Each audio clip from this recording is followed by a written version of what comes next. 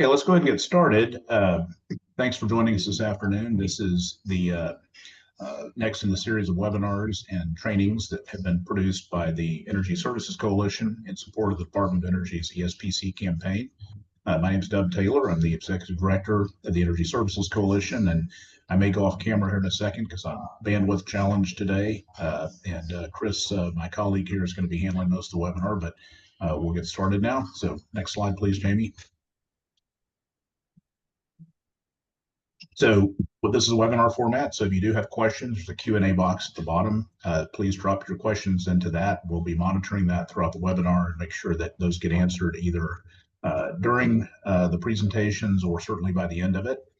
And a recording of this webinar, as well as the slides, will be made available and posted later. So if you have colleagues who are able to join live, they'll have the opportunity to view it later, and then the materials will be available as a resource for everyone later as well. Next.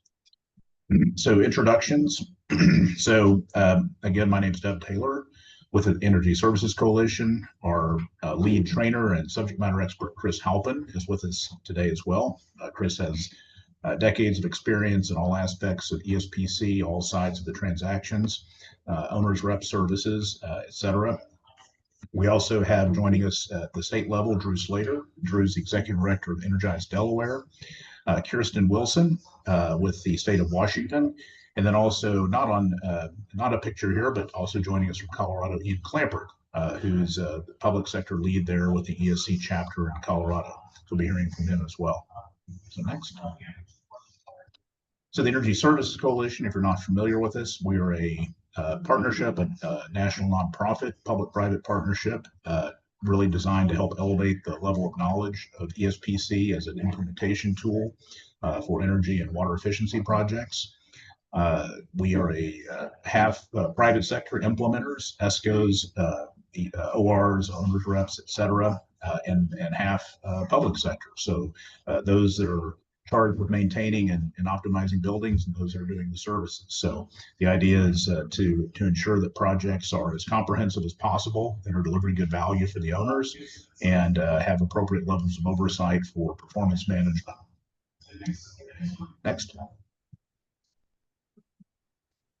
today's agenda, I won't read all of this, but essentially what it boils down to is while the construct of ESPC is uniform, for the most part, state to state and locality to locality, there are state nuances, state specifics.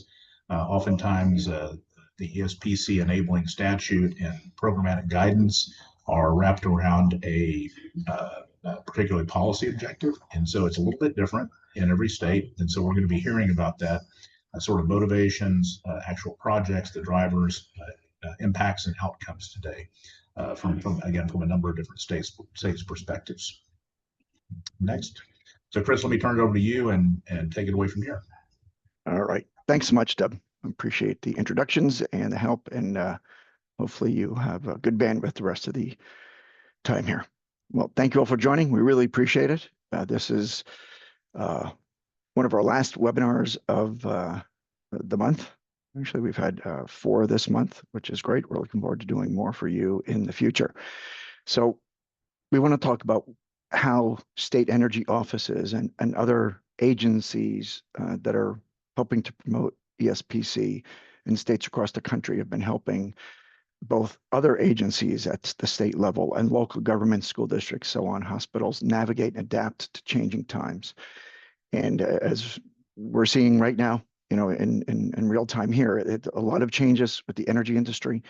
There's been a lot of this going on for decades and decades, right? And really starting in the 70s, ESPC's proven to be durable, right? Through all of this, sustainable in that sense of the word, through all sorts of administrations, economic climates, the Great Recession.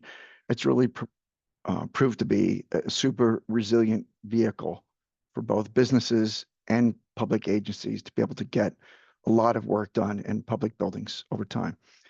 One of the great things about this, I call it a purple issue, right? It has bipartisan appeal.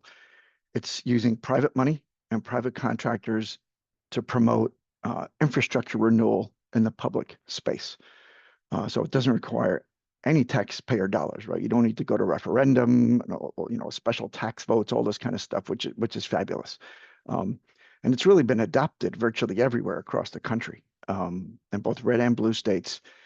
And one of my favorite things about this is it supports local economies by getting contractors and suppliers involved in these projects. It's not usually out of town folks flying in and doing all the work. Although some of the ESCOs that are the general contractors in this business may be headquartered somewhere else, they're almost always working with their local offices and hiring local folks to do the work. And usually the companies that are already working for those schools, hospitals, whatever the taxing district might be. So it's really, for me, one of the best benefits of all of this. It also ensures transparency through rigorous measurement verification. We did a whole presentation on this earlier in the month. And again, another really important thing, especially these days, right? Since the Great Recession, tax-based capital hasn't really returned to the public space yet, and especially with the pandemic, right? Made it even worse, right? So it's been really hard for public agencies from federal all the way down to, tiny little cities and towns to be able to get enough money to hit deferred maintenance backlogs and all kinds of other issues that they have. So being able to help these organizations reduce their costs has been huge. And state energy offices have really done a great job with this over the years, to the tune of over $30 billion in cost-effective upgrades, right? Through performance contracts across 45 states. So we think that's, quite a record. And virtually all of these has been super successful. So the navigation and adaptation these energy offices provide is really singular. You don't really find a lot of that in states around the country and many different areas. Next slide. So how's that happened? Primarily through getting legislation passed on a state-by-state basis. I moved from New England here to Nevada about 6-7 years ago. Both states that I was in previously and I'm in now have great legislation around this. And there's many states around the country that put really good legislation in place that's just prescriptive enough to be able to make sure that a good market develops, but without making it so prescriptive that you really sort of it prevents the ESCOs from using the innovation and creativity they're all capable of having for the benefit of the owners, right? Which we really like to see. So what we provided here is a link. There's going to be a lot of this through this presentation. There's a lot of verbiage on this on the screen that we don't always talk to, but it's really to help you and your colleagues and staff look at this after the fact when we send out the slides and links to see this presentation afterwards. But we have a link here. Through 1922, the Department of Energy had been keeping records on a state-by-state basis of what legislation is out there and policies and so on. And the same as the association, or actually the American Council for Energy Efficient Economy, has done this on a state-by-state basis as well. And again, we're going to do a second part of this because there's just too much to talk about with how states have been helping agencies and local governments throughout the years.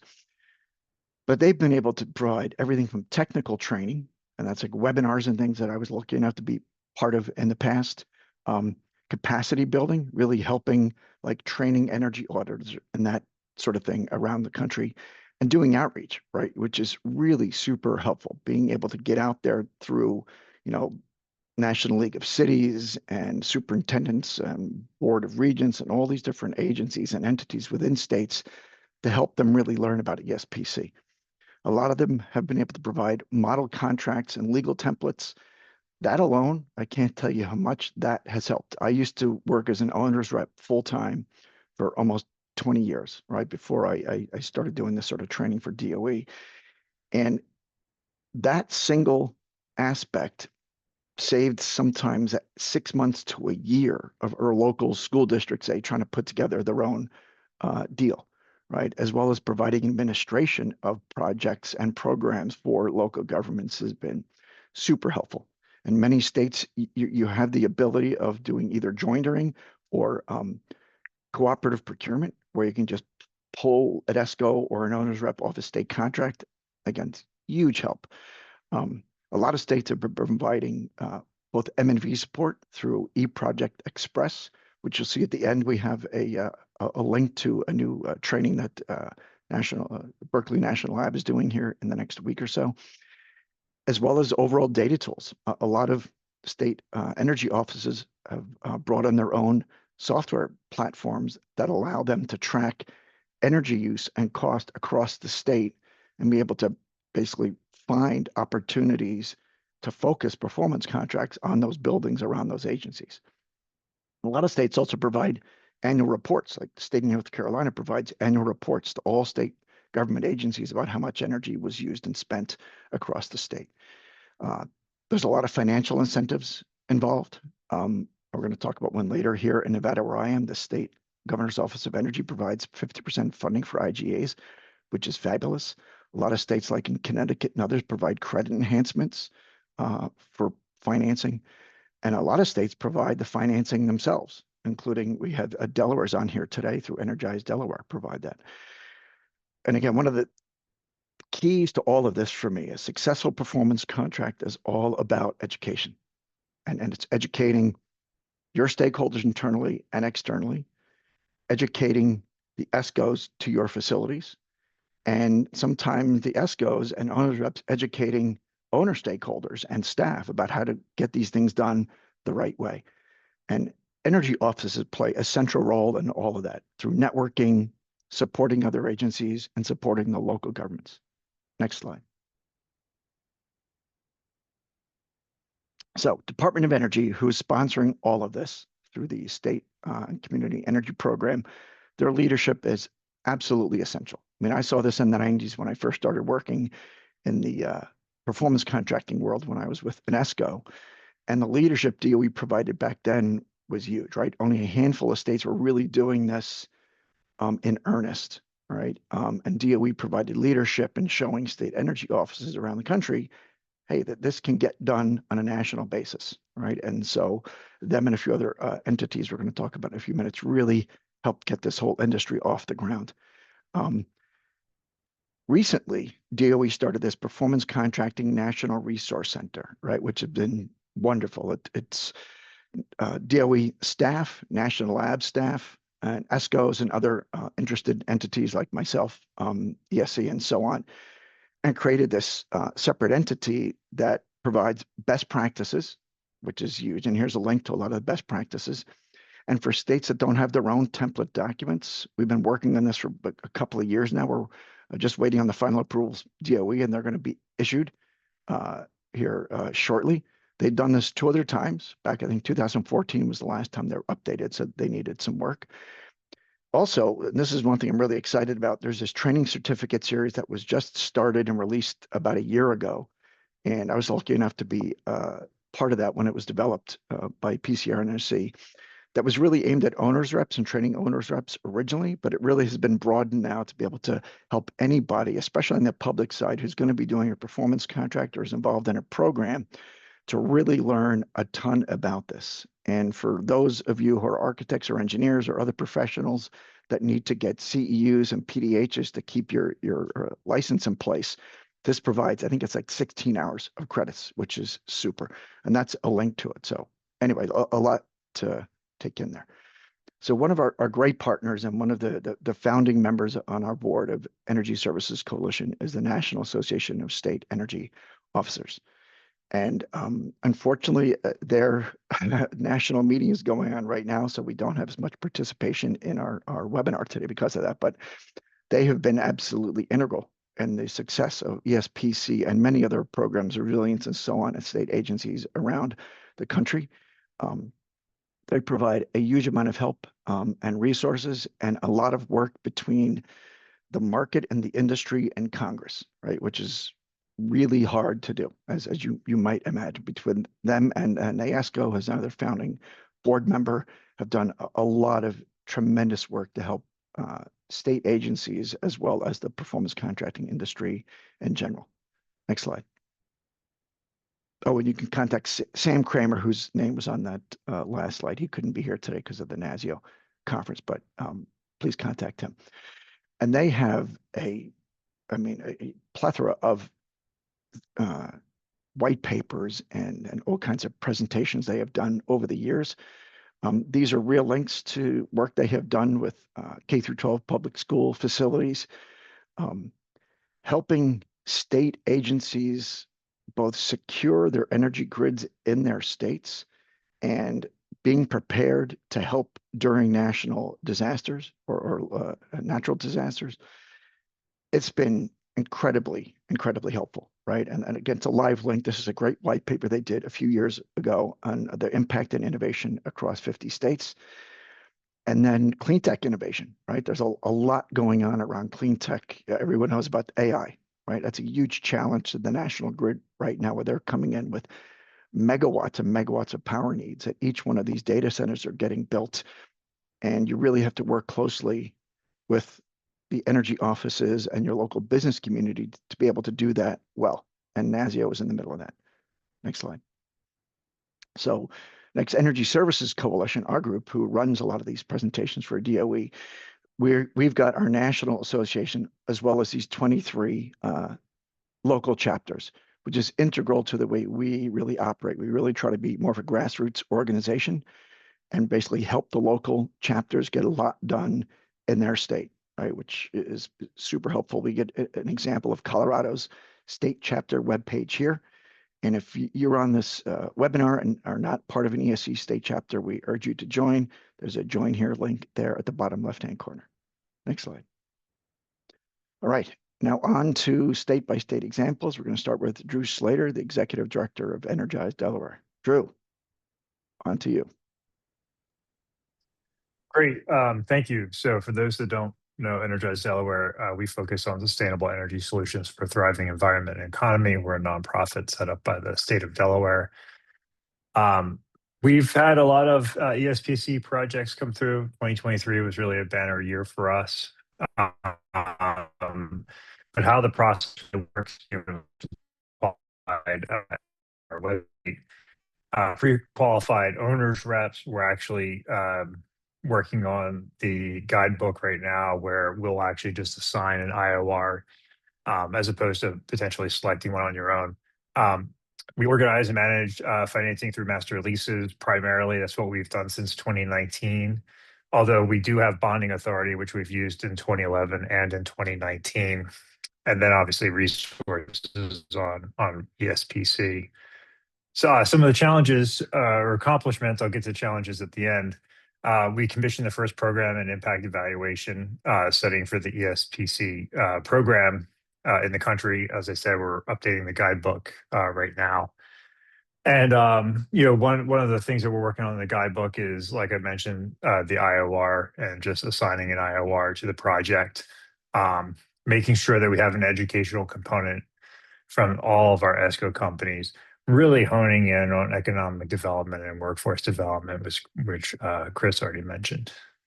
Next slide, please. So here are some of our results from 2023, as well as program through the year 2023. So in 2023, we had 3 projects. The Department of Health and Social Services came through for phase 3. They've done more phases than anyone else. They have a lot of campuses throughout our state. Red Clay, which is a school district, came through for phase 2, and Newcastle County VOTEC, which includes 5 schools, came through for their first ESCO project. We've seen a lot of state buildings take advantage of this program, specifically through bonds previously. And now we're working on even more master leases with school districts. For us, the energy savings is obviously the paramount part for our organization. You see SEU grants, so Energize Delaware, we're the sustainable energy utility. We provided grants for solar for schools, which we'll talk about on the next slide. I should mention on the last slide that we've done $125 million in multiple rounds of funding, saving about $10 million a year. Red Clay, so we have 2 case studies, Red Clay and Newcastle County VOTEC. I really enjoyed these projects. Red Clay is a significant school district in our state. They might be our largest school district in the state. But as part of phase 2, they included solar. So we created a Solar for Schools program and tied it to the ESPC process. So if you go through this program, each of our public schools would qualify for a grant for solar. So in the case of red clay or pupil amount, we want to put solar on top of 6 school buildings. In addition, we've gone through a lot of energy education with the students, with the teachers, and really try to reinforce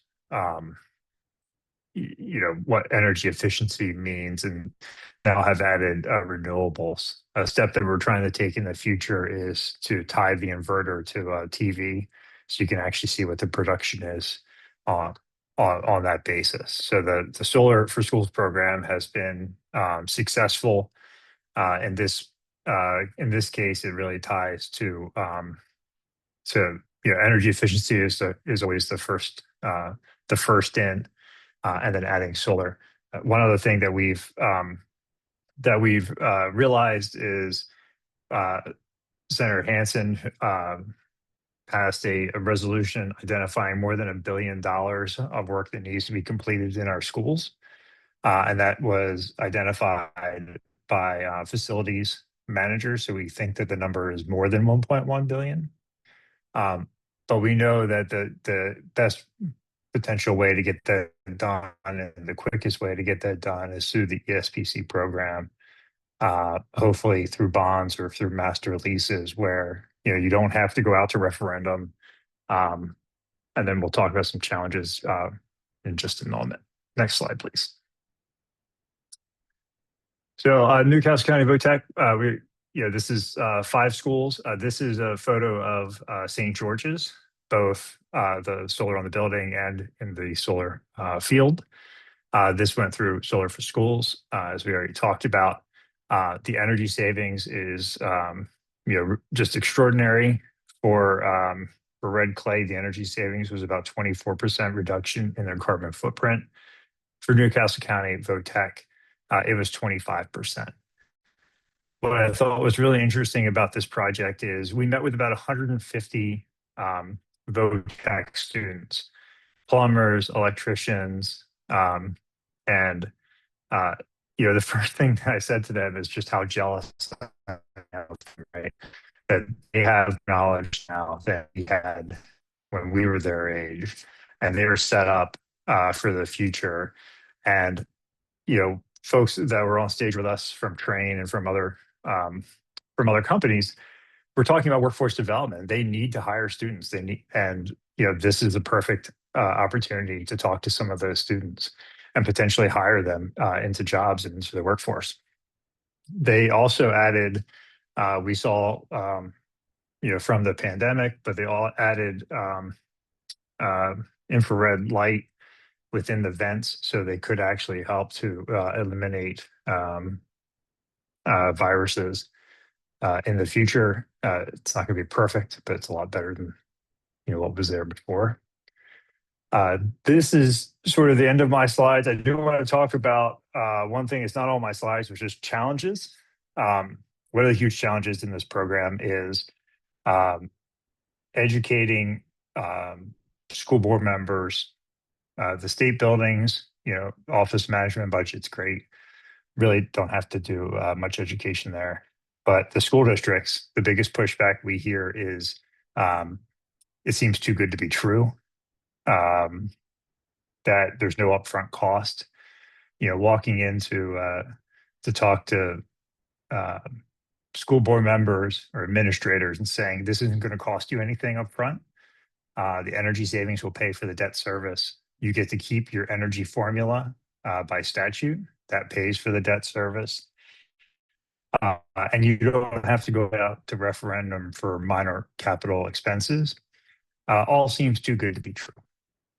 One of our school districts went out to referendum, and one of the questions that they said was, would you support us replacing our HVAC equipment? I've used this quite a few times, but like HVAC equipment isn't sexy for voters, right? But you have the ability to take it through performance contracting. And, that was a conversation that we had with them. But the biggest challenge is getting over the hurdle of this seems too good to be true. It's not going to cost us anything. We've agreed that if you go forward and you get and you decide for whatever reason after the audit that you don't want to go forward anymore, we actually have paid for the cost of the audit. So it has literally been no cost, no risk to the school districts. But that's one of the challenges. And then in the future, as I've already mentioned, we've identified $1.1 billion of work that needs to be done in our school districts. The biggest challenge for us is again, the education component and making sure that folks understand that, this is real, this is legitimate. Thank you. All right. Thanks, Drew. All right, Kirsten, you're up.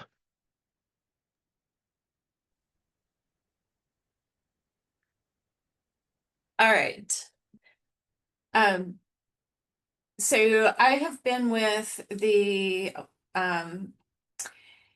energy program for the state of Washington since 2001. I started as a project manager, and I am now the program manager for our small but mighty team of project managers. I put as a contact point it's actually the inbox for our program.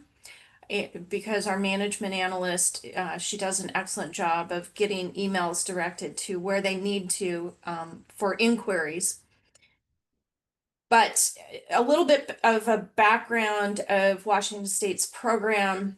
It was, and the intent of the legislature after the energy crisis of the 70s to look at energy efficiency across the public sector in Washington State as a way to prevent future issues with regards to energy crunches. And the program itself was established in 1985. And in that time, we have completed or are currently working on $2.6 billion worth of construction across all public sectors. So this is state agencies, municipalities, school districts, and special purpose districts. And over the last 5 years, it's been an average of about $200 million of construction activity.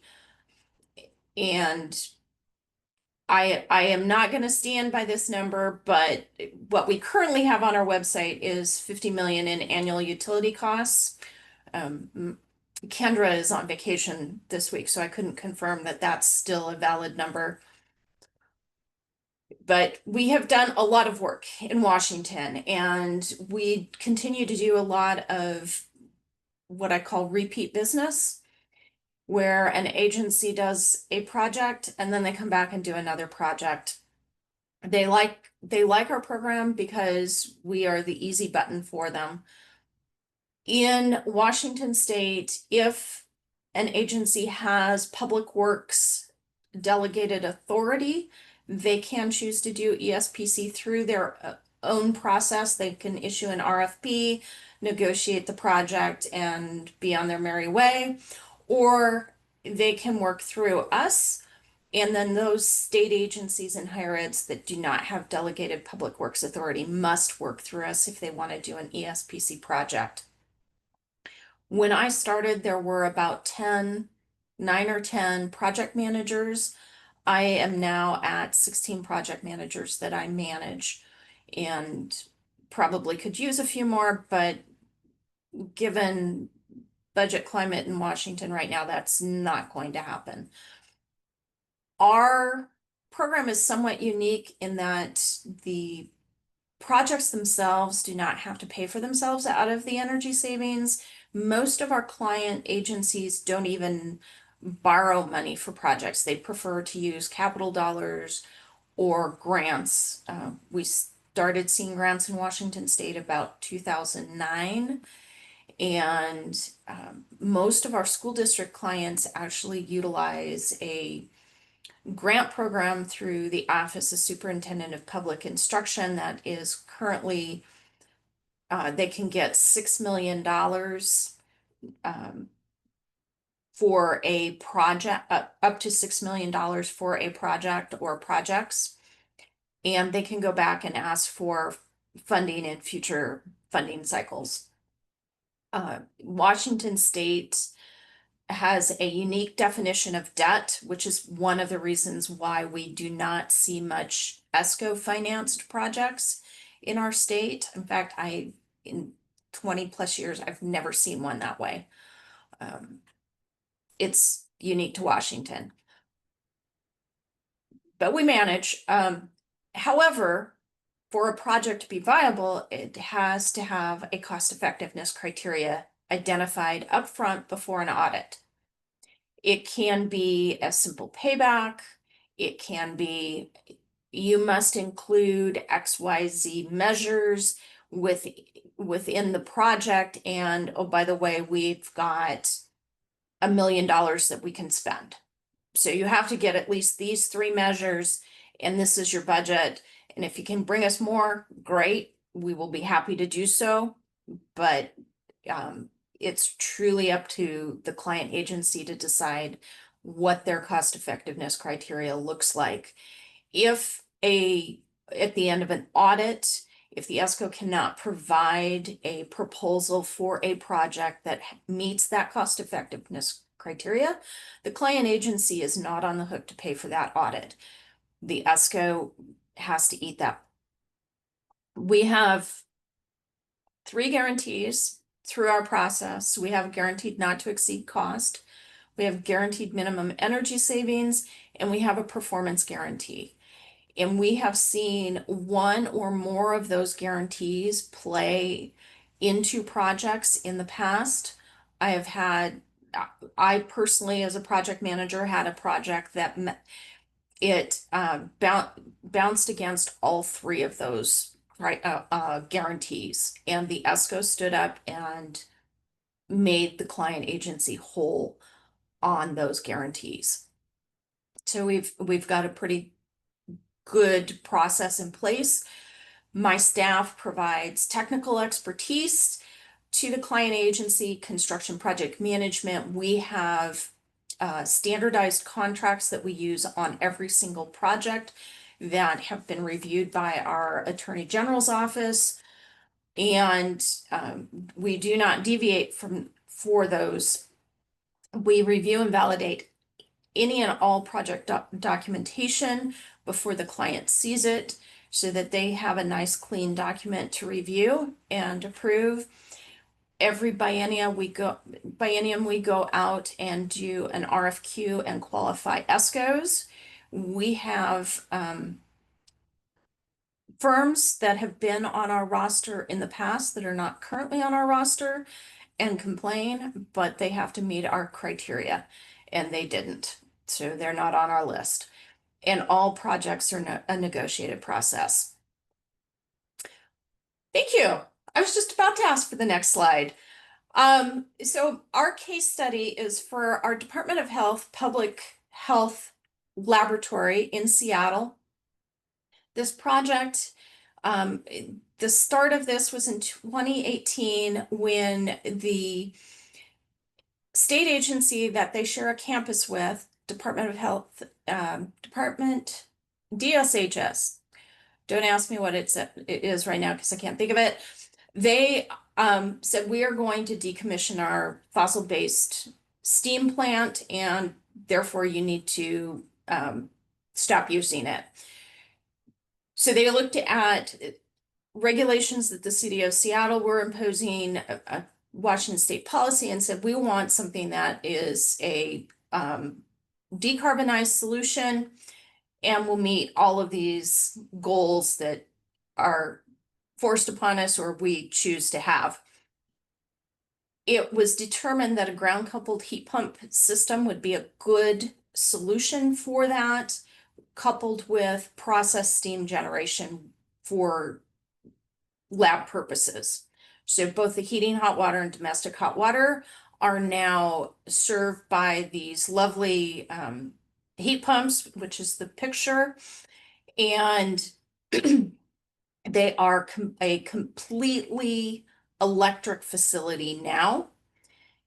And one of the added benefits of having a ground coupled heat pump system is that it could actually take care of cooling in non-peak cooling seasons, which is most of the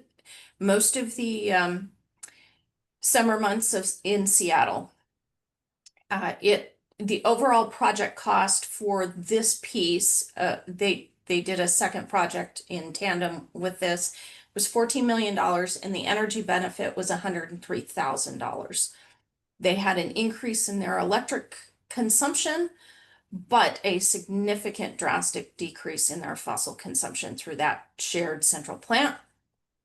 And the ESCO was McKinstry, who is a Washington homegrown ESCO that is, to my knowledge, now all across the country. Yes, they are. All right, Kirsten, thank you so much. Appreciate it. And Ian, you are up in the state of Colorado.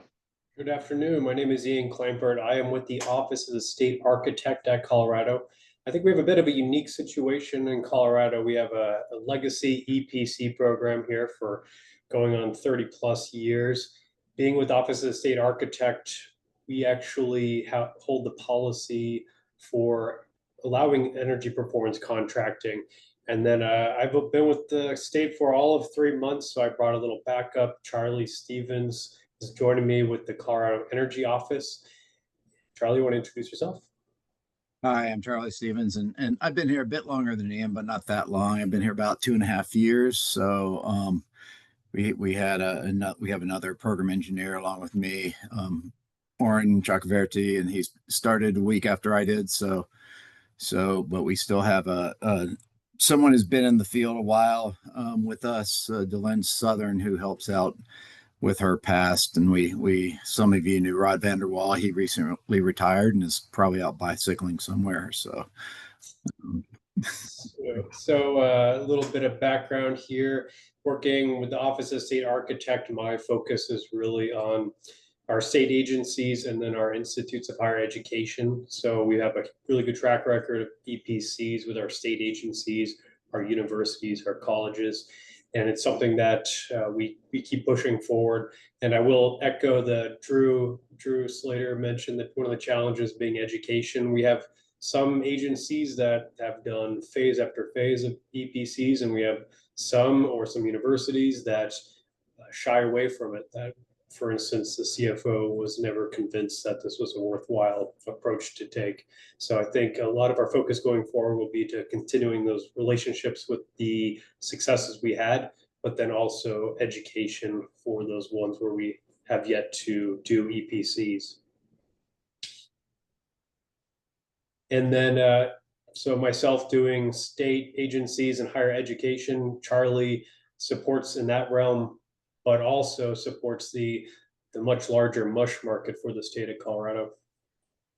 yeah, and because Colorado is a home rule jurisdiction, we don't have quite the same setup as Kirsten. We have talked to Kirsten a couple of times, and I want to thank her for sharing all her knowledge with us. But yeah, so the home rule issue creates some challenges because each city, county, and school district gets to make their own decisions and has to go through their decision process of whether to move forward with projects. And we get a lot of pushback at that school board level. Yep. A couple of highlights here, very similar to Delaware and Washington, pre-qualified list of ESCOs. Selecting an ESCO IGA review. A couple of these highlights here with the parentheses, that's where, for instance, I would kind of fill in, me or someone in my team would fill in as an owner's rep. Charlie or someone over the Colorado Energy Office would fill in to a degree as an owner's rep for the rest of the MUSH market. And obviously M&V review at the end of those projects. Couple highlights of those accomplishments there to date. I believe this is since the mid-90s. Does that sound correct, Charlie? Yeah, yeah. We've gone, I think the first projects were back in around 97 or so. Is when things kicked off in Colorado. I think there might have been a couple of trial projects before that, but we've got we use Salesforce for our database tracking. So we at one point when they adopted that, they just put in past projects and put a number in. So that was part of their tracking decision at the time when they got that started. But We go on to the next slide. A couple little case studies here. Charlie, your picture in this one, so I'll let you go this one. yeah, this was a Verigy. They managed to get the city of Fountain, all their municipal electrical production is created by this solar grid here. They're a self-owned municipal utility for their electricity, so they built it large enough to get all their city use onto that solar grid. This happened before I started, but we managed to get it. Was one of my first things was the not the groundbreaking, but the kind of ribbon cutting at this one. So we tried to get the governor there, but didn't manage to get him there for this one. But yeah, a lot of the state is trying to push electrification. We've had a lot of success with other measures like ground source and heat pumps and geo exchange, especially in the mountain communities. We've got a lot of potential IGAs going on right now around that, because the state did create a $12 million grant around geothermal and another 20 million or so for a tax credit for geothermal. So we've been having a lot of success with that, and it's one of the best ways to create electrification in the mountain towns. So we've been working on those a lot. Yeah, I don't. You see, I'm not going to read the slides. You see the details of the project there, but go ahead. I was not involved with this one at all, but I did want to point out that this is one of our legacy partners, Department of Human Services. They've been doing EPCs for 20 years. They are on their 8th or so phase here. So it's awesome to see these repeat customers and to keep them going, but also we need to keep reaching out to those customers where we have yet to make inroads. Yeah, this project was the project director at the CDHS was also a former program manager at the Colorado Energy Office for the EPC program. So that was helpful to have him there. He also helps out with our greening state government projects, but he worked really hard to get as many buildings as he could go on this, and managed to get 4.4 megawatts. That's a actual thing, megawatts of power for solar array. So that was an amazing accomplishment to get that going. And of course, we've got a few other state agencies. We've got History Colorado doing a project right now. We've got the Department of Wildlife doing a project at one of their facilities. So we've got a few state agencies. The public affair, or the personnel and administration downtown, managed to get 9 buildings off of a steam loop using EPC. So from downtown Denver. So that was a really big accomplishment for the EPC program. So this is great, guys. Thank you so much. A lot of cool stuff. And I think you were right earlier, Ian. That's my old friend Linda Smith was one of the originators there in Colorado, and she actually took part in starting Energy Services Coalition back 96, 97, something like that. But she's doing great work there. Obviously new to our chapter, but it seems like everybody's really into it, and a great resource to help education and marketing. It really is. Yeah, we've got a document on the files that Linda left at the end of her stuff, telling us some updates on how she created this, and it was like I've referred back to it a couple of times. So it's cool. Yeah, we've got some really really good energy champions that have been through the program or been over the program and are now at different agencies like Core up in Aspen and some other places that have worked through the energy performance contracting program here in Colorado. So yeah, that's great. Hey, thank you both so much. And we'll definitely have to have a follow-up. I mean, this is all great stuff from every state we're talking to, and there's never enough time to really get into the details. One thing I did want to point out when I was looking at that slide earlier is that everyone is used to the ESCOs, you know, putting in lighting, water, solar, but renegotiating or helping you renegotiate a gas contract, right? That's huge, right? And often state agencies just don't have the time, sometimes the wherewithal to do that. And you work with your ESCO partner, sometimes your owner's rep and help do that. So that's it's kind of a novel approach, right? Thanks again. Yeah, our utility structure out here is kind of unique too. We've got we've got 2 investor-owned utilities that have a large part of the market, but we have like 40 rural electric authorities. Yes. We have about 10 municipal authorities. So it gets tough for some of the ESCOs because I've seen school districts with up to 4 or 5 electric utilities they have to deal with, just the way they're kind of situated. So it's like reading that report of the different rate structures from each utility is like, oh my gosh, this is a spreadsheet nightmare. So yeah. Definitely. And actually, that's a lot like the state of Georgia, which has dozens and dozens. And speaking of Georgia, thank you again, guys. Yeah, so I'm originally from Georgia, so. Oh, there you are. Yes. Oh, well. Anyway, so we're running a little short of time here. I'm going to whiz through these last few, but Georgia has been very active. Actually, when I worked for NESCO in the 90s, I did projects in Georgia. And they're continuing to do that today. We actually did a presentation in April with State of Georgia, the Energy Finance Authority or Environmental Finance Authority, about using Energy Project or eProject Express, which is a great tool that the Department of Energy sponsored to have Lawrence Berkeley National Laboratory put together. And again, we don't have time to get into it today, but in a few slides down, we're going to talk about an upcoming presentation they're going to be doing. But Georgia has done a lot of great projects. Here's one that I should go back, Jamie, to the last slide.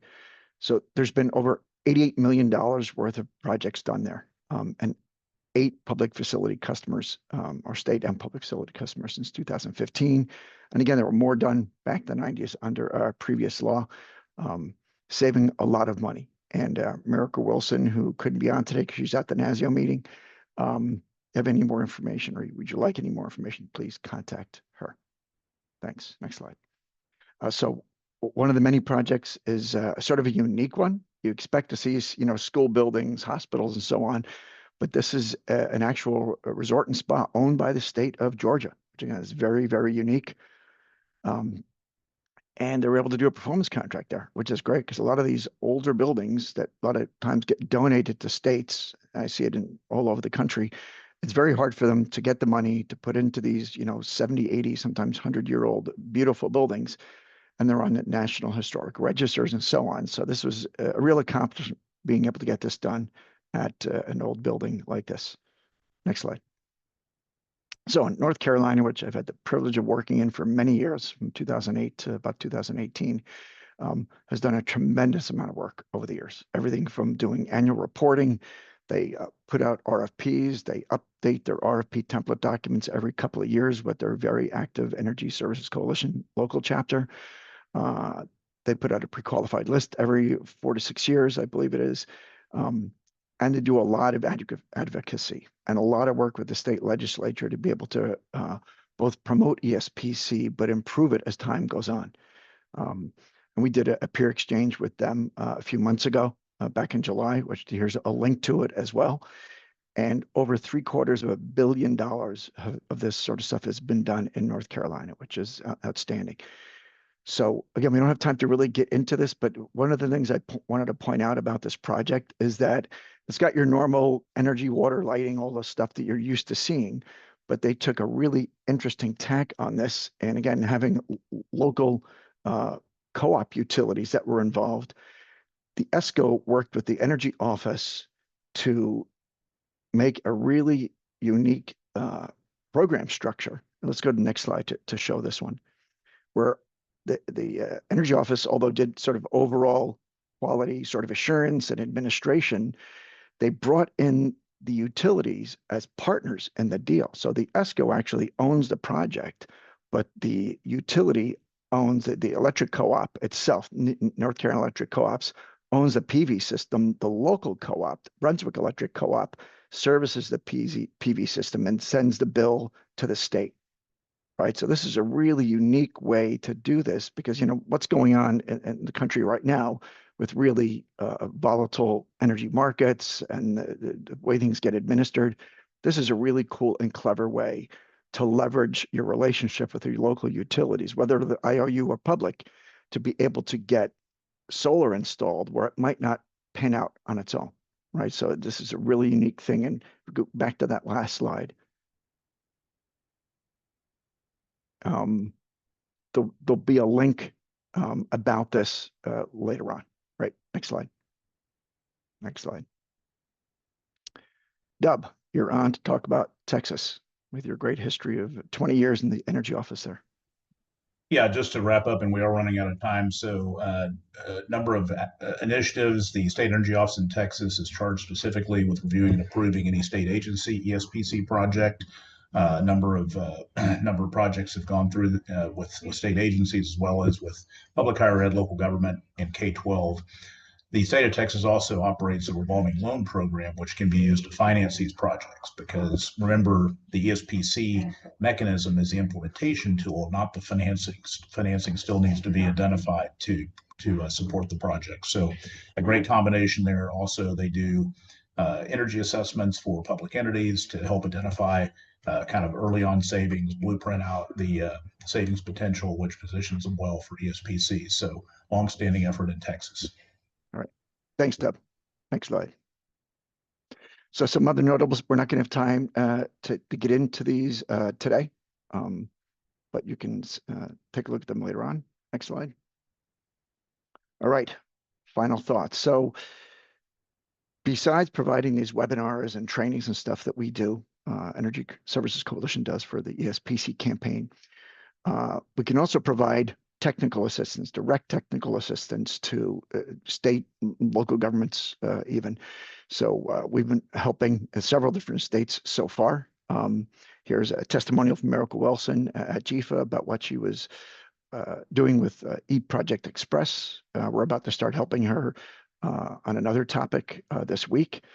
We've done this for several other states. So again, you have any questions about anything to do with performance contracting, you know, just click on the assistance sign up form and we can help you out with it. We'll, you know, set up a phone call, Teams call, whatever it might be, and help you think through whatever issues you have, whether you want to start one, you're in the process of one, you have one you're paying the bill on, no one really understands what it's about. We can help you with pretty much anything you need. Next slide. So upcoming events, there's this LBL one I was talking about earlier on November 10th using eProject Express. And I can't stress what a wonderful tool that is, whether you're on the ESCO side or the public side. It's free, completely protected online database that you upload all your documents to. So whether somebody leaves their job and you then can't find the energy audit or whatever, this solves that problem. And you can do sorting and all kinds of things. Wonderful, wonderful tool. And then we have the Colorado chapter here is doing a meeting on November 13th. And then here in Las Vegas next week, NAESCO, again, one of our partner organizations, one of the founding members on our board, is holding their annual conference here at the Paris, Las Vegas next week. Hopefully a lot of you can make that. And lastly, our ESPC campaign. I know Sean Williamson, who is our point of contact there at DOE, is on today. Can't say enough about this, what DOE has done here over the past year and a half. We're looking forward to continuing, for providing a tremendous amount of support to state energy offices and the MUSH market in general, with, you know, practical resources, best practices, demonstrating impact, showcasing achievements. And through that, we're looking for more case studies, right? And we want to promote these through the ESPC campaign and on the Energy Service Coalition website itself. So if you want to provide us with case studies or joining, we'd really love to have more public agencies join as well as ESCOs join. So you can click on either of those links below. Next slide. All right.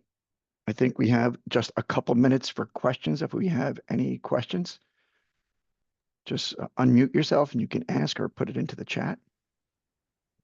Chris, one question was asked again is, so the slides and the recording, will these be made available? The answer is yes. If you've registered today, here in a few days, you'll receive a link that will take you to both recording that you can share or re-review with colleagues, and then also the slides as a resource will be provided as well. All right. Well, with that, thank you all so much. Appreciate you taking this hour out of your day. I know everyone is super busy these days, but take care and good luck. Hope to talk to you soon. Take care. Bye-bye.